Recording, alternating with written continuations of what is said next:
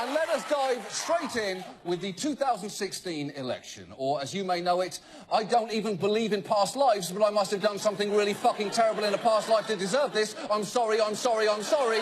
2016. This week has yet again been dominated by Donald Trump, which is irritating in and of itself, because WikiLeaks continues to release emails connected to the Clinton campaign that raise serious issues, from that campaign's behaviour, to the fact the hack may have come from the Russian government, to how journalists should respond to stolen documents. But it is hard to focus on any of that when the man who could be our next president is now one unearthed 90s-era Teen People interview away from being on a sex offender registry.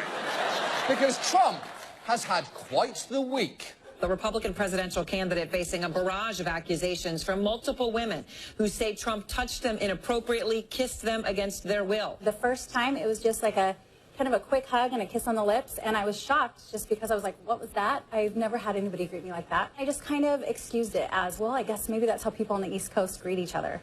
Okay, well, first, that is horrible, but for the record, that is not how we on the East Coast greet each other.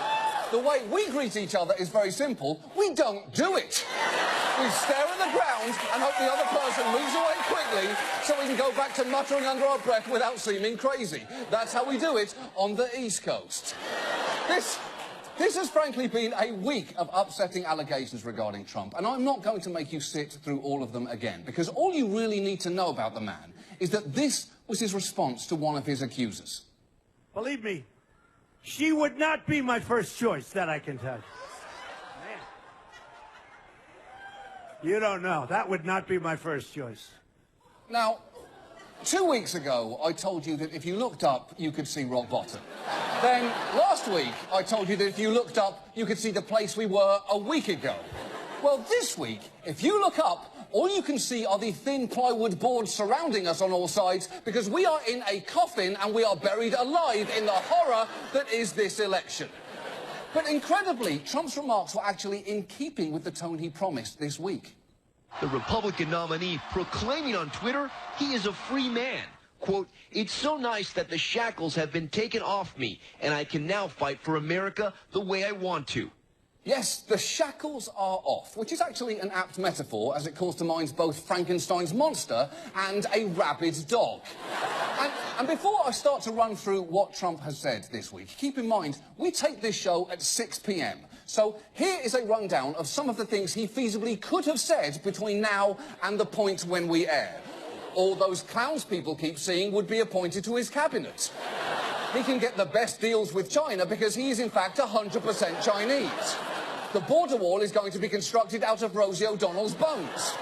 Abortions are caused by low-energy storks. And finally, it's not rape if it happens on a yacht.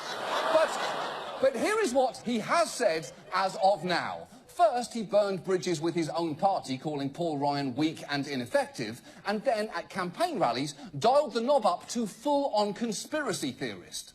Hillary Clinton meets in secret with international banks to plot the destruction of U.S. sovereignty. This is a conspiracy against you, the American people, and we cannot let this happen or continue.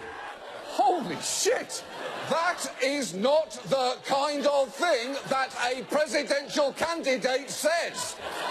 It's the kind of thing...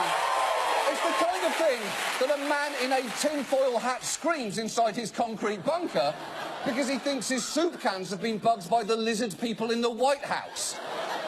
But Trump isn't just rampaging against his political opponents, he's rampaging against his own campaign. When one journalist tweeted that at a recent rally, a Trump supporter was standing in the back shouting, "Stay on the issues," his own campaign manager, Kellyanne Conway, responded, "That was me, I was there." And even if she meant that as a joke, it's not a great indication of how much control she has over her candidate. It's like she's already thinking ahead to her campaign tell-all book, or possibly her tell-all trial at The Hague. But